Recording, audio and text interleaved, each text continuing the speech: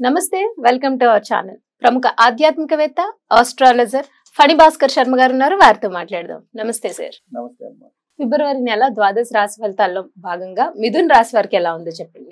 నమస్తే అమ్మా. శ్రీ గురుభ్యో నమః.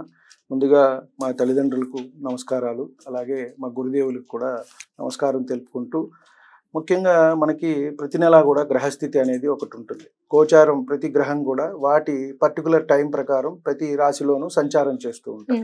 మనం ఫిబ్రవరికి తీసుకున్నట్టయితే వృషభంలో గురువు, మిథునంలో కుజుడు, కన్యలో వచ్చేటప్పటికి కేతువు సంచారం జరుగుతోంది. మకరంలో రవి, బుధుడు, అలాగే కుంభంలో శని, చంద్రుడు, తర్వాత మీనంలో చివరిగా రాహువు, శుక్రుడు ఉంటారు.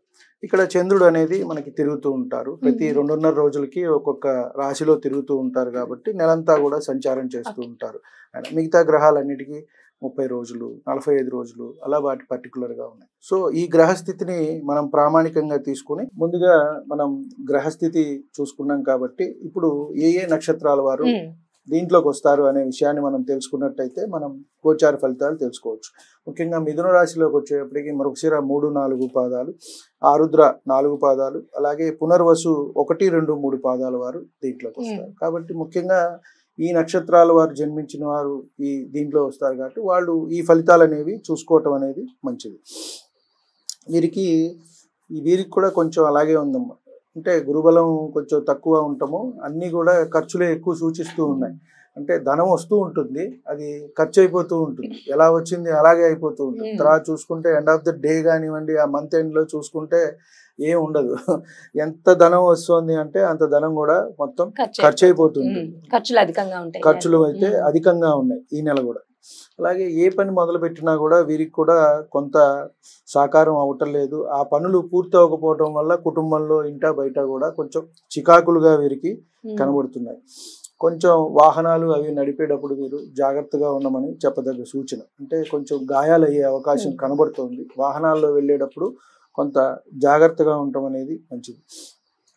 అలాగే భార్యాభర్తల మధ్య కూడా కొంత వివాదాలు వచ్చే అవకాశం ఉంది. అంటే కొంతమంది చట్టపరంగా కేసులు కూడా ఎదుర్కొనే సమస్యలు అయితే వీరికి కనబడుతున్నాయి, ఉన్నాయి. అంటే కొంతమంది లేని పక్షంలో కొన్ని గొడవలు అవుతాయి, కొంతమందికి లేని పక్షంలో కొంతమందికి అలాంటి విషయాలు కూడా కోర్టుల ద్వారా కొంత వీరికి ఇబ్బందులు అయ్యే అవకాశం అయితే కనబడుతుంది. కొంత అశుభ వార్తలు కూడా వీరు వినే అవకాశం ఉంది. అంటే ఇంట్లో వారు ఎవరైనా కాలం చేయటం అనేవి ఉంటాయి. తల్లి తరపు వారు కానివ్వండి, తండ్రి తరపు వారు కానివ్వండి, కొంచెం ఇలాంటి అంశాలు కూడా ఉన్నాయి. అంటే వీరికి కొంత ఇంటా బయట కూడా సమస్యలుగా ఉన్నాయి. ఏ పని చేసినా కూడా ఇప్పుడు బయట మనం ఏదో పని చేసుకుని వెళ్ళి వస్తాము, ఇంటికి వచ్చినప్పుడు కాస్త మనశ్శాంతిగా ఉంటే కొంచెం హాయిగా ఉంటుంది. ఆ ఉన్న 2 గంటలైనా, రాత్రి పడుకునే 6 గంటలైనా, అది కూడా లేకుండా ఇక్కడ కూడా సెగగా ఉందనుకోండి, కొంత ఇబ్బందిగా ఉంటుంది. అంటే మనం అనేది ఒకళ్ళని ఏదో కించపరచటం, ఇబ్బంది పెట్టడం, మాట్లాడటం కాదు. ఇప్పుడు ఆడామగ ఇద్దరు ఉద్యోగాలు చేసుకుంటున్నారు కాబట్టి ఎవరికి వారు కొంత కాంప్రమైజ్ అవ్వాల్సిన అవసరం ఉంది. కానీ కొంత ఈగో ప్రాబ్లమ్స్ వల్ల కూడా కొంచెం ఎక్కువగా వస్తూ ఉన్నాయి. ఇప్పుడు ప్రస్తుత సమాజానికి తగ్గట్టుగా చూసుకున్నట్టయితే ఇవే ఎక్కువగా ఉన్నాయి. కాబట్టి వాటికి వారు కొంత సమన్వయం పాటించాల్సిన అవసరం అయితే ఉంది. కొంత మానసికంగా కూడా ఒత్తిడి అనేది ఎదుర్కొంటూ ఉంటారు. వీరికి కూడా ఈ రాశి వారికి కూడా కొంత సంతానమైన సమస్యలు ఉన్నవి, సంతానపరమైన సమస్యలు. వీరు కూడా డాక్టర్ సలహా తీసుకోవటం అనేది ఎంతైనా చెప్పదగ్గ సూచన. అంటే ఆడవారు కానివ్వండి, మగవారు కానివ్వండి, కొంచెం వీళ్ళు కూడా ఆ పరిహారం ఏదైతే ఉందో చేసుకుంటూ, మనం జ్యోతిష్యపరంగా చెప్తాం ఏమేం చేసుకోవాలి, ఏంటి, ఎప్పుడు మీకు ఆ సమయం ఉంది అని.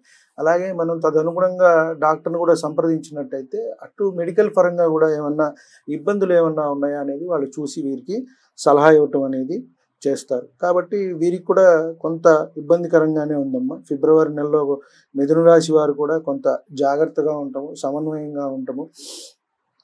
డబ్బులు అయితే కనుక ఎవరికి ఇవ్వద్దు అనే మనం చెప్పదగ్గ సూచన. ఎందుకంటే మనకి రావాల్సినవే ఒకంత రావు, అన్నీ స్లోగా జరుగుతూ ఉంటాయి. కాబట్టి మనం ఏ పని ప్రారంభించినా కూడా కొంత అవ్వకపోవటము, మధ్యలోనే ఆగిపోవటము, ఇలాంటివన్నీ కూడా కనబడుతున్నాయి. కాబట్టి వీరే కొంత జాగ్రత్తగా, నిదానంగా, ఒకవేళ భార్య లేక భర్త ఇద్దరు అగ్రెసివ్గా అనేది ఉండకూడదు. కాబట్టి ఎవరో ఒకరు సమన్వయపరుచుకుంటూ కొంత వీరు వెళ్తూ ఉంటే కనుక మిథున రాశి వారికి కాస్త ఫిబ్రవరిలో కొంచెం అటు ఇటుగా చూసుకుంటే ఎంతైనా అనుకూలతలు అయితే కనుక తక్కువగానే ఉన్నాయని మనం చెప్పవచ్చు.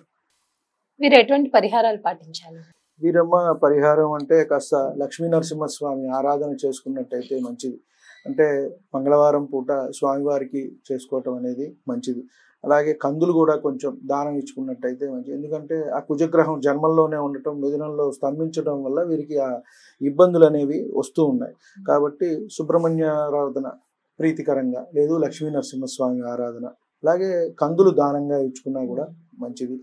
చక్కగా ఎర్రటి వస్త్రం ఏదైనా మన దగ్గర పెట్టుకున్నా కూడా మనకు కొంత మంచి జరిగే అవకాశం అయితే ఉన్నది. మీరు నిత్యం పఠించాల్సిన శ్లోకాలు ఏమైనా ఉంటాయి? అంటే సుబ్రహ్మణ్యాష్టకం చదువుకోవచ్చు, లేదు కుజుడిది నవగ్రహ స్తోత్రాల్లో ఉంటుంది. అదే మొత్తం నవగ్రహ ఆరాధన అందరూ చేసుకోవచ్చు. పర్టికులర్ గా మనకి ఏ మహర్దశి నడుస్తుందో చూసుకుని ఆ గ్రహ ఆరాధన చేసుకుంటాం అనేది మంచిది. ముఖ్యంగా మనకి కుజ మహర్దశి నడుస్తోంది అనుకోండి, సుబ్రహ్మణ్య స్వామి ఆరాధన, అలాగే నవగ్రహ స్తోత్రాల్లో ధరణి గర్భ సంభూతం అని ఉంటుంది, అది చదువుకుంటే గనక సరిపోదు. లేదు మొత్తం చదువుకుంటానండి అంటే గనక చక్కగా చదువుకోవచ్చు. వారికి శుభ్రంగా నవగ్రహ స్తోత్రాలన్నీ కూడా చదువుకున్నా కూడా మంచిది. దీనికి అదృష్ట సంఖ్య?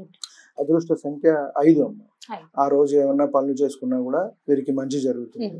5వ తారీఖు అలా చూసుకున్నా 14 ఇట్లా ఆ సంఖ్య చూసుకుని వారికి, అంటే ఒక్కొక్క నక్షత్రానికి తారాబలాలు ఉంటాయి. ఆ వాటి ప్రకారం పనులు చేసుకుంటే మనకు కాస్త మంచిగా ఉంటుంది. ముఖ్యంగా బుధ గురు శుక్రవారాలు మంచివి. ఏ పని చేసుకోవాలనుకున్నా మనం మంచి సంకల్పించాము అంటే ఆ వారాలు మంచివి. అలాగే మనకి హోరలు కూడా అవే ఉంటాయి, బుధ గురు. తారాబలం ఏంటంటే మన జన్మ నక్షత్రం ఏదైతే వస్తుందో, ఉదాహరణకి ఉత్తరాభాద్ర తీసుకున్నాం, వారికి రేవతి నక్షత్రం సంపద, ఆ రోజు వాళ్ళు మంచి పనులు చేసుకోవచ్చు. తర్వాత మళ్ళీ అశ్విని చేసుకోవచ్చు, భరణి చేసుకోవచ్చు. సో అలాగే ఈ మిథున రాశిలోకి వచ్చినప్పుడు మృగశిర, ఆరుద్ర, పునర్వసు ఉంటాయి కాబట్టి వాళ్ళకి తారాబలం చూసుకుని వారి తర్వాత 2, 4, 6, 8, 9 ఈ నక్షత్రాల్లో ఏ పని ప్రారంభించుకున్నా కొంత అనుకూలతగా ఉంటుంది. మధ్యలో ఇబ్బందులు, అబ్స్టికల్స్ వస్తూ ఉంటాయి కదా, అవి రావటం కొంత తగ్గుతుంది. వీరికి పచ్చమ్మ, పచ్చ ధరించినట్టయితే వీరికి మంచిది. మీరు సహజంగా కూడా జాతి పచ్చ ధరించవచ్చు మిథున రాశి వారు. అలాగే వీరికి పచ్చ వస్త్రాలు ధరించుకున్నా కూడా. పరిహారాల గురించి చాలా చక్కగా వివరించారండి. ధన్యవాదాలు. నమస్తే.